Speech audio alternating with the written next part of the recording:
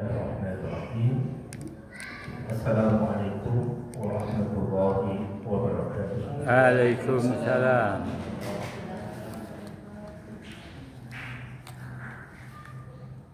Alhamdulillahirabbil alamin. Alladzi hadana ila siratal mustaqim.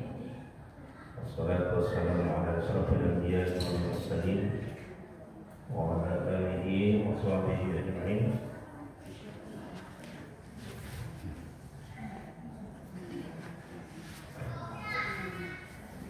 Asyhadu an la ilaha illallah wahdahu la syarika lah. Asyhadu anna Muhammadan abduhu wa rasuluhu la nabiyya ba'dahu. Suma qala Allah ta'ala fil Qur'anil Karim, a'udzu billahi minasy syaithanir rajim. Bismillahirrahmanirrahim. Maka Muhammadun aba ahadin min rijalikum walakin Rasulullahi wa khataman nabiyyin wa kana Allahu bi kulli syai'in alim. Subhanallah. Yang saya hormati dan saya muliakan Bapak Ibu serta seluruh jemaah salat maghrib rahimahullah. Kembali kita bersyukur kepada Allah Subhanahu wa taala. Alhamdulillahirabbil alamin, hanya berkat rahmat dan karunia Allah kita pada kesempatan ini masih berada dalam keadaan sehat walafiat, berada dalam kelapangan waktu, lapangan rezeki, sehingga kita dapat menunaikan ibadah sholat kita. Semoga segala amal niat kita sudah kita perbuat diterima oleh Allah dan dilipat gandakan pahalanya. Amin. Selawat dan salam tertuju dan beruntung kepada Nabi kita Nabi Muhammad sallallahu alaihi wasallam. Allahumma shalli ala Muhammad wa ala ali Muhammad kama shallaita ala Ibrahim wa ala ali Ibrahim. Bapak dan Ibu sidang jemaah salat maghrib rahimahullah. Sebagaimana biasa kita mengaji pada Jumat kedua, itu berkaitan dengan akhlak dan tasawuf. Dua hal yang berkaitan dengan perilaku dan kehidupan kita sehari-hari.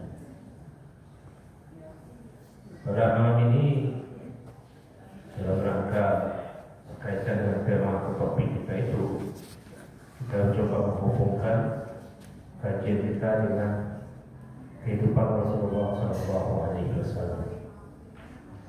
Tidak salah kiranya bahwa bertepatan pada malam hari ini kita sudah berada pada bilangan 20 Rabiul Awal.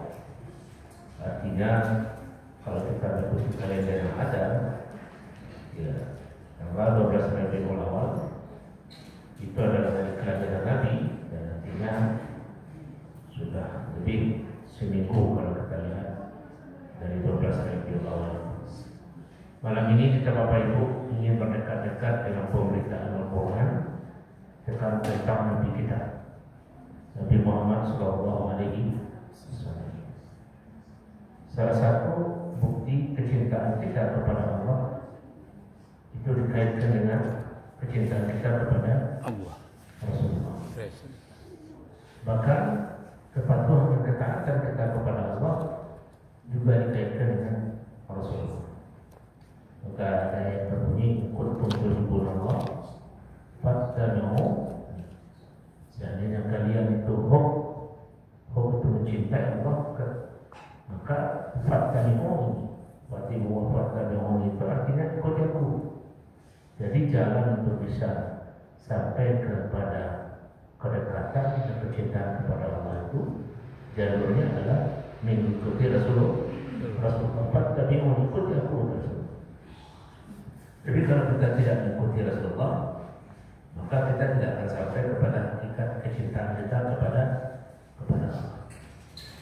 Maka oleh sebab itulah Bapak Ibu, satu keharusan bagi kita umat mukmin ini itu mencintai Rasulullah. Kenapa demikian? Karena mencintai Rasulullah itu adalah bagian, seperti kita sebutkan tadi, bagian daripada bukti keimanan kita kepada Allah. Cinta kepada Allah jalurnya adalah mengikuti Rasulullah. Ya. Ketika kita tidak mengikuti Rasulullah, berarti tidak bukti cinta kita kepada Allah. Bapak Ibu yang hadir, biasanya pada bulan Rabiul Awal kita selalu melakukan sebuah kegiatan syiar Islam yang kita sebut kegiatan Maulid Nabi. Ada menyebut Maulid, ada yang Maulud. Itu ada permain bahasa. Kalau Maulid kan artinya kelahiran. Ya. Kalau Maulud artinya dilahirkan. Ya, itu saja bedanya. Nah, hari di mana kita pergunakan berkumpul untuk mengingat kembali tentang sejarah kehidupan Rasulullah SAW. Apa hukumnya Ustaz? Hukumnya mubah saja itu. Ya, mubah saja, boleh saja. Karena tidak ada hadis yang menyuruh kalau aku meninggal nanti peringatkan kelahiranku, kan ada. Tapi juga ada larangan, jangan kalian ingat-ingat kelahiranku nanti kalau aku sudah meninggal, tidak ada juga. Kalau itu kita pakai saja kaidah al-aslu bi syai'in fa'al. Segala sesuatu itu kalau boleh saja selama belum ada hukum yang mencegahnya. Lebih lagi kegiatan-kegiatan seperti ini, kegiatan-kegiatan kalau ada yang mengatakan apa namanya keberatan dengan istilah Maulid Nabi, ya, dan tidak usah kita sebut peringatan, kita sebutnya ada mengkaji kehidupan Nabi. Saya dulu pernah berpikir di protes Ustaz, nggak ada peringatan kelahiran Nabi. Baiklah, kalau ada keberatan istilah peringatan kita ganti saja artinya pertemuan kajian kehidupan Rasulullah, kajian kehidupan Rasulullah, damai-damai. Tapi kalau tidak juga boleh berarti tidak cinta kepada Rasulullah. Ya. Jadi kita salah satu keharusan bagi kita sebagai umat Islam itu adalah mengenali kehidupan Nabi kita itu. Maka kalau kita lihat Bapak Ibu sekalian, Al-Quran sebagai kalam Allah, kitab Allah, itu membentangkan kehidupan Nabi Muhammad SAW pada banyak ayat. Ya, dibentangkan dalam berbagai ayat supaya kita dikenal dengan Nabi kita. Oleh sebab itu tidak dapat tidak satu keharusan bagi kita umat Islam ini adalah mengenali kehidupan Rasulullah. Ya, supaya rasa hope kita, rasa cinta kita kepada Rasulullah itu menguat. Karena rasa cinta kepada Rasulullah itu tidak akan menguat pada diri kita kalau kita tidak pernah kenal, tidak pernah tahu. Ya, semakin kenal, semakin tahu kita akan semakin dekat. Tapi kalau tidak pernah kenal, tidak pernah tahu, akan jauh rasa itu dari kita. Semakin sering kita kaji kehidupan Nabi kita, semakin sering kita dengar, semakin sering kita baca, hati kita semakin dekat kepada Nabi. Makanya Al-Quran dalam ayat-ayat itu memperkenalkan, menyampaikan kepada kita salah satunya berkaitan dengan perihal kehidupan Nabi Muhammad SAW. Ya.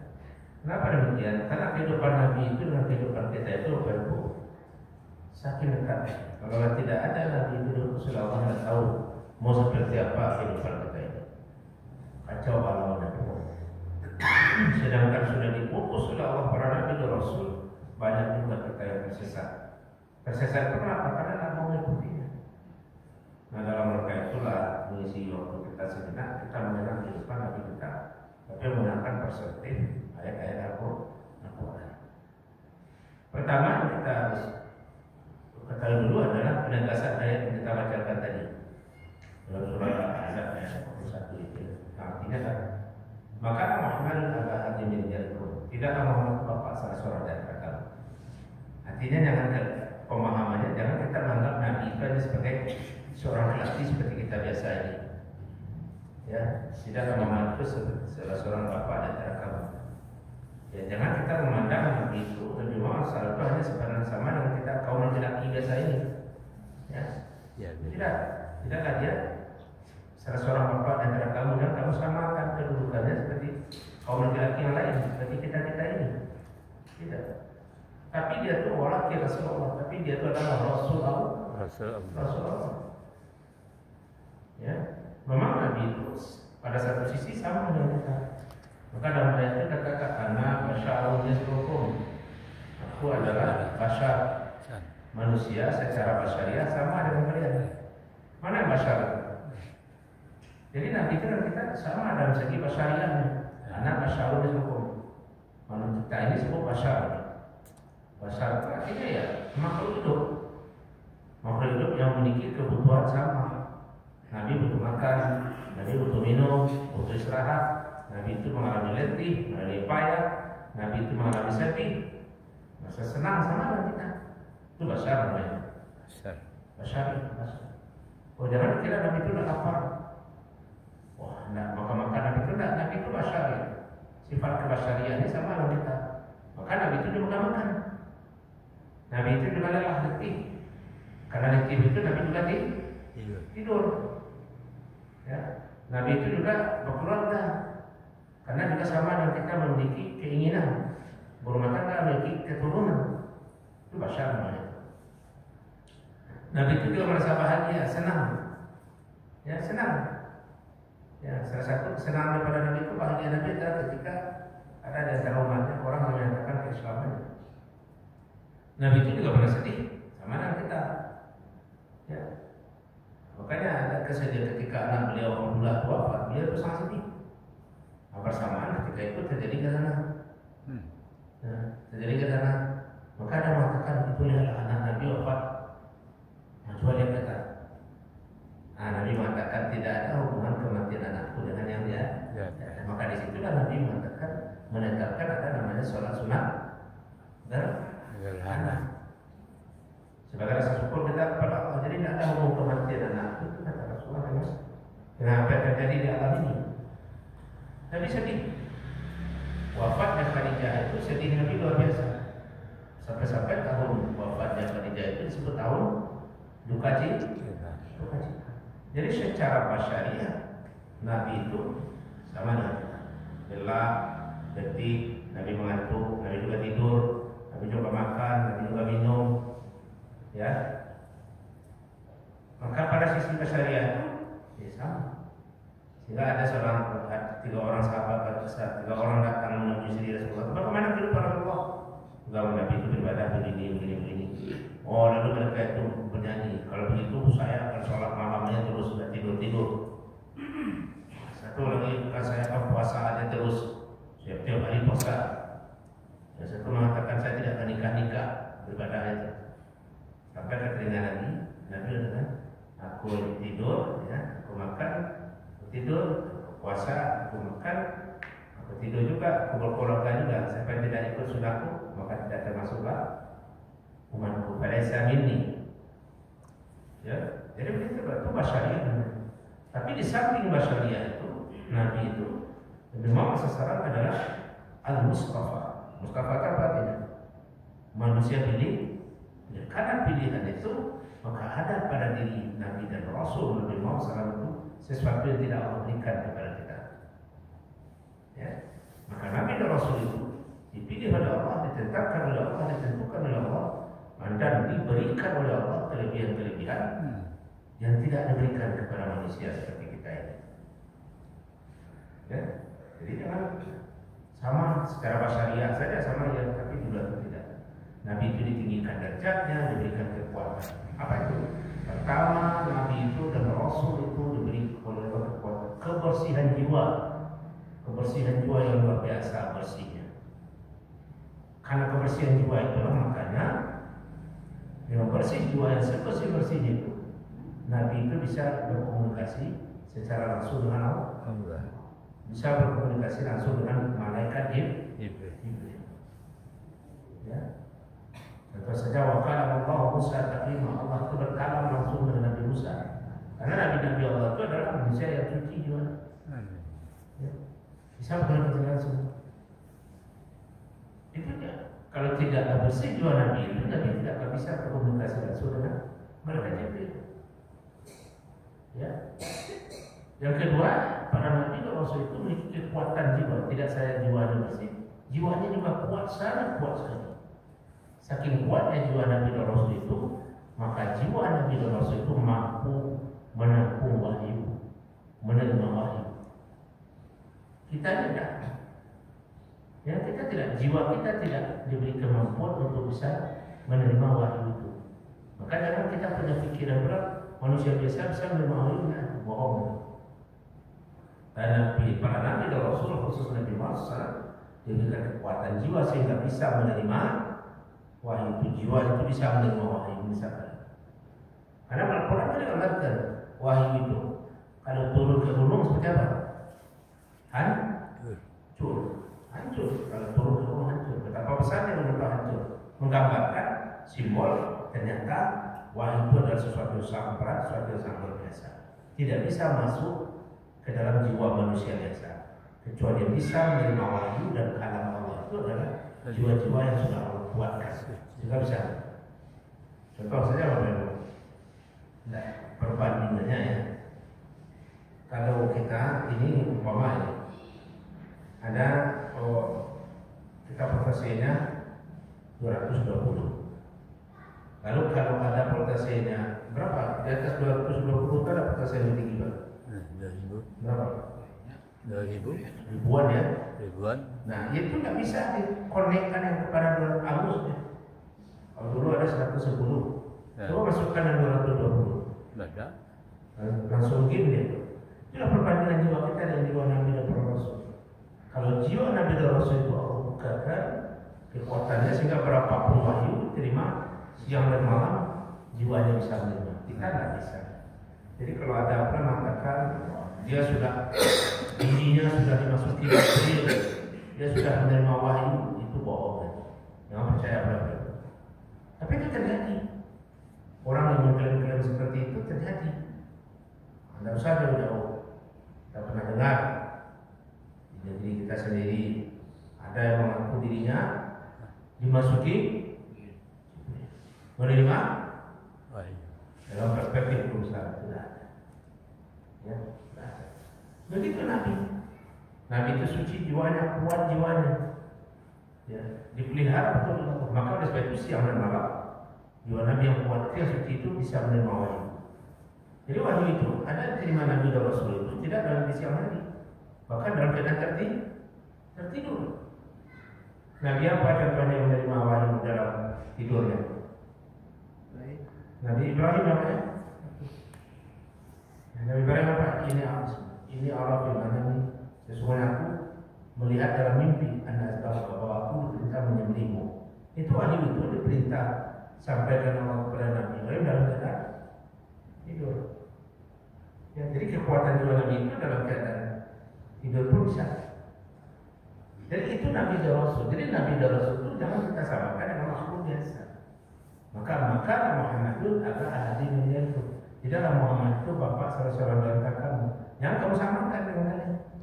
Waktu sama saja dengan kita itu. Tidak begitu. Ya, tidak begitu. Tapi apa? Walaki Rasulullah. Tapi dia itu adalah Rasul Allah. Utusan Allah. Khusus Rasul apa bedanya dengan Rasul? Kalau Rasul itu satu. Kalau Rasul banyak. Para Rasul bahasanya Rasul.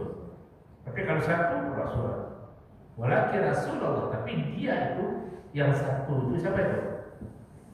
Nabi Muhammad itu adalah Rasul Allah, utusan Allah. Salah satu di antara Rasul-Rasul yang ada.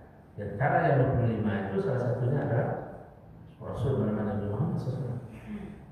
Wa khataman nabiyyin kata ayat surah Az-Zafir. Dan dia adalah khatamnya para nabi. Khataman nabi itu artinya apa? Penutup para nabi. Maksudnya apa itu? La nabiyya. Tidak ada lagi nabi. Kalau nabi aja tidak ada, tentu otomatis Rasul tidak ada yang sudah baik. Dan itu adalah Rasul penutup. Jadi tidak ada nabi. Itu keyakinan yang harus kita pegang kuat. Harus kita genggam. Bahwasanya beliau adalah nabi terakhir, nabi penutup. Walaupun ada menafsirkan macam-macam, khatam itu artinya tidak menutup cincin macam-macam. Nah itu tidak sesuai dengan ajaran Islam. Ajaran Islam mengatakan sudah ada penutup para nabi. Ini pemberitaan Al-Quran tentang Nabi Muhammad SAW. Lalu apa keistimewaan Nabi Muhammad? Nabi Muhammad itu tidak sama dengan Nabi yang lain. Kalau Nabi yang lain itu lahir dia dulu baru dikenal. Kalau kita kapan dikenal? Lahir dulu baru dikenal. Sudah ada orang kenal seseorang kalau belum lahir ya? Tapi khusus Nabi Muhammad SAW sebelum lahir sudah dikenal. Ya, apa kata Nabi Isa? Saya dinyembah di Ismu Ahmad. akan datang sesudahku nanti namanya Ahmad. Nah, Nabi kita siapa namanya? Ahmad. Kata Nabi Isa, Ahmad mana benar? Panggilannya Gimana cara menyelesaikan kepada? Ya kan? Dalam kata Nabi Isa, ismu Ahmad. Nama Nabi kita Muhammad. Ahmad. Lalu mana? Dosa kita berkait kembali kepada hadis Rasulullah. Li selesai asma. Aku punya nama itu 5. Anak Ahmad, ya, anak Ashir, anak Sakib, anak Akib. 5. Salah satunya Muhammad, anak Ahmad. Kenapa? Ketika itu memang dipilih Muhammad walaupun sudah terbayang namanya Ahmad, tapi kata kakek beliau Muhammad lah, karena nama ini baru. Jadi Nabi sendiri mengatakan kalau namanya ada beberapa, ya, ada beberapa. Tapi yang terpakai adalah Muhammad. Karena dia sebut anak Muhammad, Allah menegaskan itu namanya itu terpakai. Jadi yang kita dalam keseharian kita panggil Ahmad, Nabi tidak manggil dirinya Ahmad, walaupun itu nama salah satu dari. Tapi yang beliau pakai kan Muhammad, tidak Ahmad. Kenapa? Karena Nabi itu berselawat apa? Dengan namanya yang apa? Dengan namanya yang Muhammad, tidak dengan Ahmad. Kalau kita berselawat, coba kita ulang selawat kita. Siapa Nabi yang disebut? Muhammad. Jadi kalau begitu kita pakai. Maka nama Nabi ada yang lain. Kayak Ahmad, Nabi tidak menyebut namanya itu. Walaupun dia katakan seantaranya, tapi dia tidak pakai. Ya. Maka jadi artinya Nabi kita itu keistimewaannya sudah Allah perkenalkan kepada kaum yang datang sebelumnya sementara dia belum lahir. Itulah yang kemudian ditunggu oleh kaum-kaum yang datang sudah Nabi Isa. Mana yang Ahmad itu? Di mana lahirnya? Di mana munculnya? Nah, itu yang memang ditunggu oleh kaum Nasrani dan kaum Yahudi. Itu kesemewaannya, belum lagi tadi, tapi sudah Allah gambarkan. Ya, itu Nabi Muhammad SAW. Kemudian pemberitaan lain dari Al-Quran tentang Nabi Muhammad SAW itu apa? Risalah yang dibawanya. Dalam surah Fatir katakan Bismillahirrahmanirrahim. Ya, wa ma arsalnaka illa rahmatan lil alamin. Tidaklah kami utus engkau Muhammad illa rahmatan, kecuali menjadi rahmat bagi sekalian. Jadi risalah yang dibawa oleh Nabi Muhammad SAW itu adalah rahmat. Rahmat itu bagaimana? Contoh rahmat itu bagaimana? Seperti hujan yang turun di atas langit yang menimpa tanah yang kering kerontang. Ketika ada tanah kering kerontang ditimpa oleh hujan, bagaimana tanah itu? Hidup, subur, berkembang. Maka kehadiran Nabi Muhammad SAW itu dengan risalah yang dia bawa seperti ayat tadi adalah rahmat. Rahmatan lil alamin. Rahmat bagi sekalian alam. Alam yang mana? Tidak saja manusia, alam ini itu alam manusia dan alam semesta. Jadi maksudnya apa itu? Ajaran risalah yang dibawa oleh Nabi Muhammad SAW adalah rahmat, membawa kebajikan. Kebajikan untuk tidak saja manusia, tapi juga kebajikan kepada alam. Dari mana tahu kita? Cobalah pelajari risalah isi ajaran Islam. Apa contoh? Menjadi rahmat bagi manusia. Ada hukum dalam ajaran Islam itu yang tidak menguntungkan kita? Coba sebutkan satu. Ini hukumnya merugikan kita, ada nggak? Menjadi rahmat. Ya. Bagaimana kita dapat menemukan rahmat dalam ajaran Islam itu? Kita gunakan akal kita. Jadi kesempurnaan kita dalam agama itu amat ditentukan sejauh mana kita mendalami maksud agama. Semakin orang menggali nilai agama itu, maka kita semakin menemukan di situ rahmatnya. Makanya dalam kitab agama itu dalam menerangkan hukum apa? Ladina liman la aqla lahu. Tidak akan sempurna pada agama seseorang sampai dia gunakan akal. Maka dalam kita menjalankan perintah Allah, hendaknya akal digunakan. Untuk apa? Menggali maksud-maksud dan tujuan dari perintah-perintah itu. Kalau begitu kita, maka kita akan mengejar. Contoh saja, ambillah satu ibadah, lalu pikirkan. Contoh, ada baiknya untuk kita apa? Contohnya puasa. Puasa itu kan hukum. Puasa itu kalau kita lihat berapa lamanya kita siang hari. Sebulan penuh ya. Sebulan kan. Sebulan bisa 30 hari, bisa 29. Kalau kita lihat kasar mata kan 1 bulan kita makan siang. Kalau badan ini tubuh kita lemah kan, nggak ada masuk. Tapi kalau kita pikirkan secara mendalam dan menggunakan ilmu pengetahuan, keburukankah yang kita dapatkan dengan berpuasa itu kebaikan? Kebaikan atau keburukan? Kebaikan. Apa kebaikan? Ternyata kalau kita gunakan ilmu pengetahuan, pendekatannya ketika kita berpuasa, orang yang berpuasa itu bukan semakin sakit, justru semakin sehat. Kenapa? Karena di situ ada interval waktu antara sahur, terus kita nanti di masa kita berpuasa itu dalam waktu rentang yang ada itu, ternyata tubuh kita ini sedang melakukan proses perbaikan, pembakarannya semacam. Maka kalau kita lihat daya imun kita, daya tahan tubuh kita, hari biasa mana lebih kuat daripada bulan Ramadan? Coba kita begini. Saya mendapat merasakan betul. Ternyata imunitas daya tahan tubuh kita, walaupun kita tidak berpuasa setiap hari, tapi dengan keteraturan dalam melakukan itu, daya tahan tubuh kita semakin kuat. Contoh saya pernah setelah bulan puasa dari pagi sampai malam itu 6 kali biritnya berada. Sampai sore 5 subuh. Puasa dari Ramadan 3 sampai zuhur. Nanti asar 5. Boleh kita makan minum siang hari itu? Tidak. Tapi tak ada terasa letih, tidak ada rasa lelah. Kerja ke sana, kerja ke sini. Kok beda ya ini biasa? Hari biasa pagi sarapan dulu, baru bekerja, lontong. Nanti ketemu kawan, ini.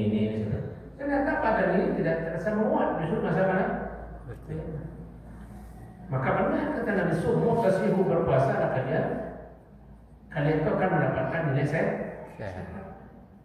Tapi kan tidak semua kita memahami maksud dari sebuah agama. Kita melihat puasa satu bulan. Tapi di balik semua ajaran agama itu rahmat untuk kita. Amin. Contoh saja tahajud. Ya, tahajud mana perintah tahajud itu kan terdapat dalam beberapa surat, baik dalam surat Al-Isra, baik dalam surat Al-Insan, baik dalam surat Al-Muzammil. Ketiga surat itu mengandung pada tahajud. Tahajud itu bangun malam hari.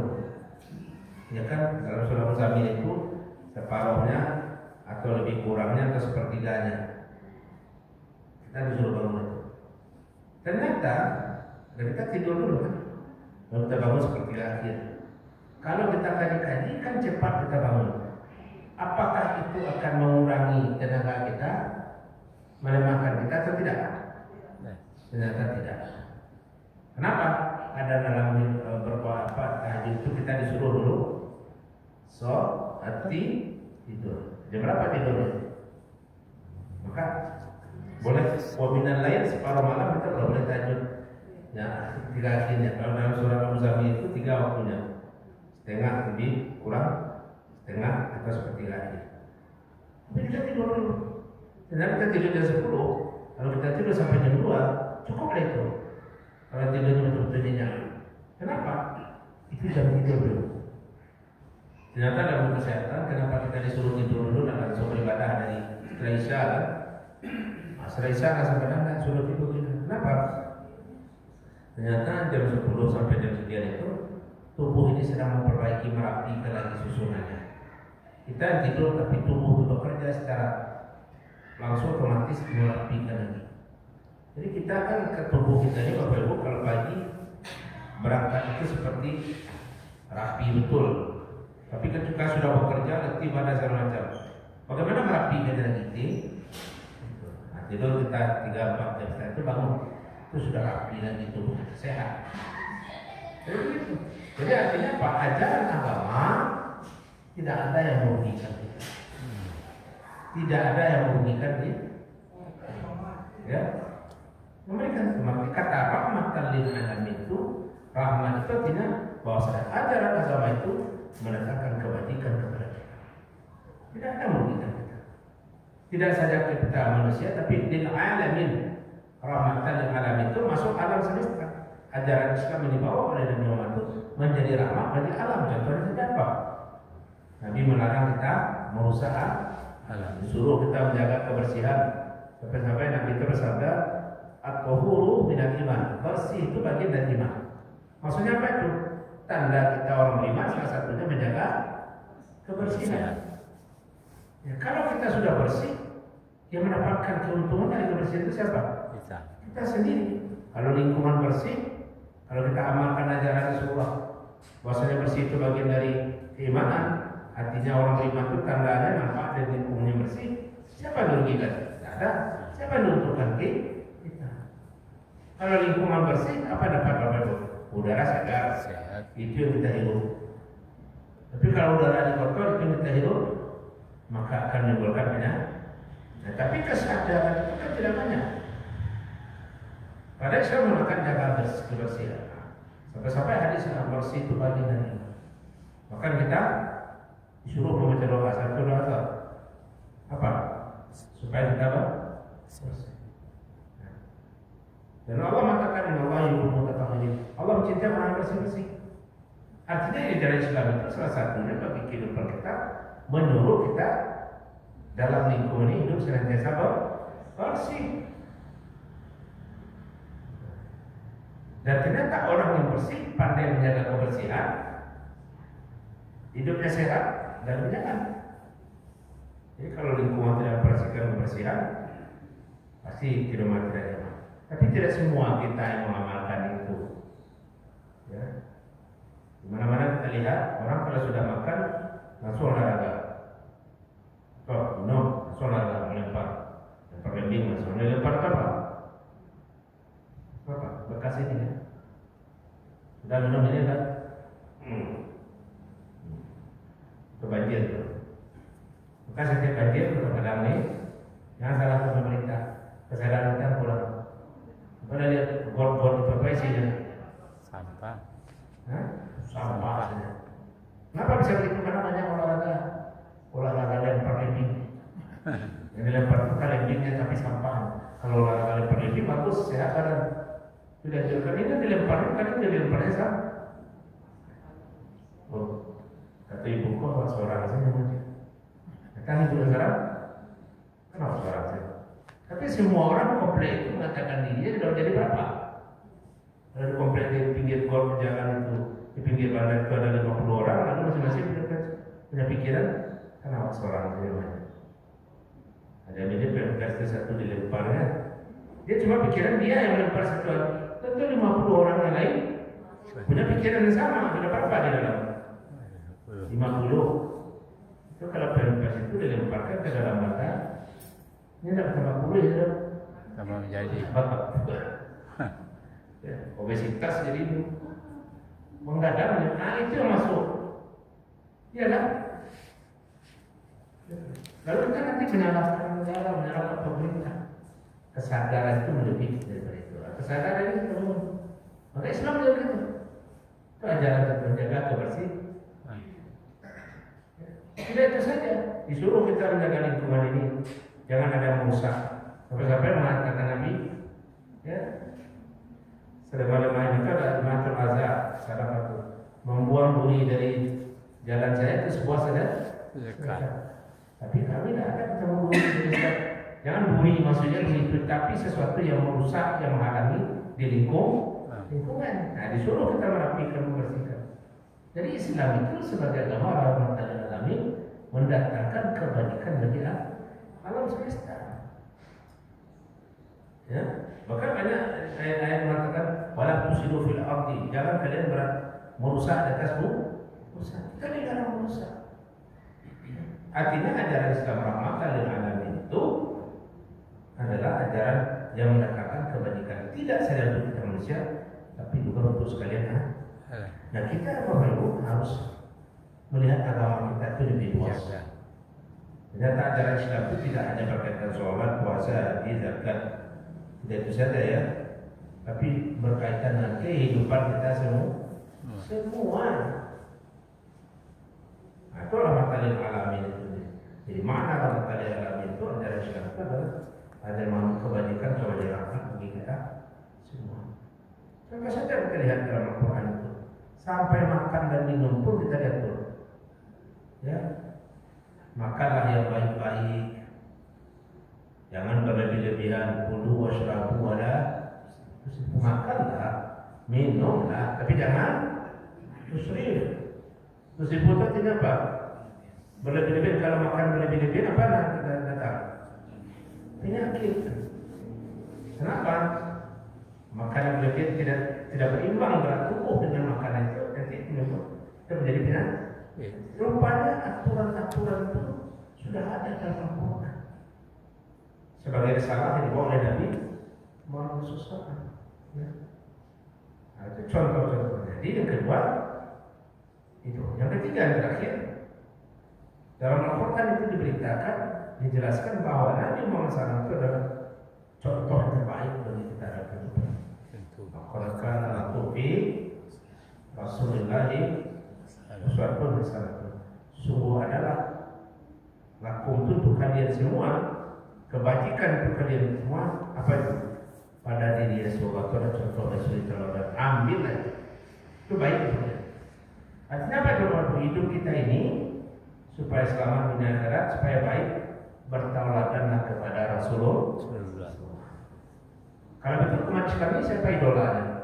Nabi Muhammad. Idola itu siapa? Idola dalam Islam uswatun hasanah. Uswatun hasanah itu mengikuti meniru. Karena idola itu sebenarnya idol itu patung. Jadi tidak cocok Nabi Muhammad tersebut patung. Tidak cocok idola kita sebut uswatun hasanah. Uswatun hasanah itu artinya apa? Uswatun contoh yang baik.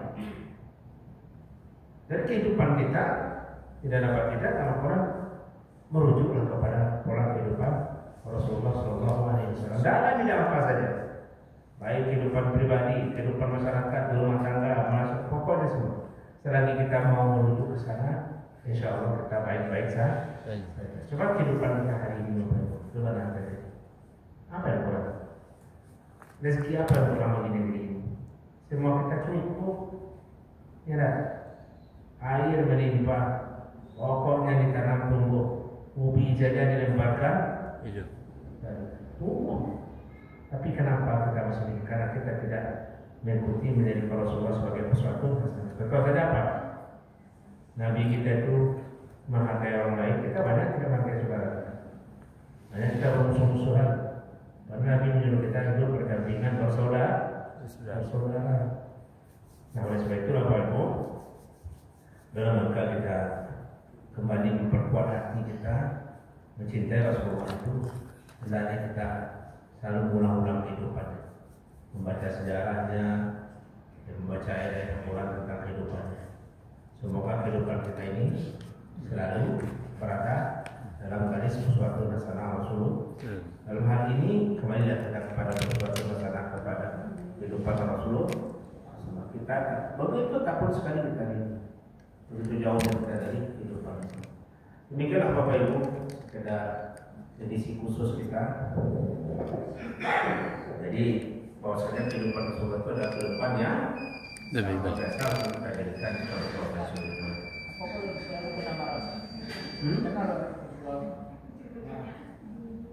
Marahnya Rasulullah tidak diinginkan manusia. Marah itu sifat manusia, tapi marahnya Rasulullah itu rupanya menjadi sebuah nasihat. Ya, maka itu ada kalau marah itu Rasulullah kalau marah berdiri duduklah, kalau duduk berwuduk. Ini marahnya Rasulullah itu kita bersama marahnya marah Rasulullah itu adalah diubah menjadi sebuah nasihat. Demikian Bapak Ibu, semoga bermanfaat. Assalamualaikum warahmatullahi wabarakatuh. Waalaikumsalam warahmatullahi wabarakatuh. Assalamualaikum warahmatullahi wabarakatuh.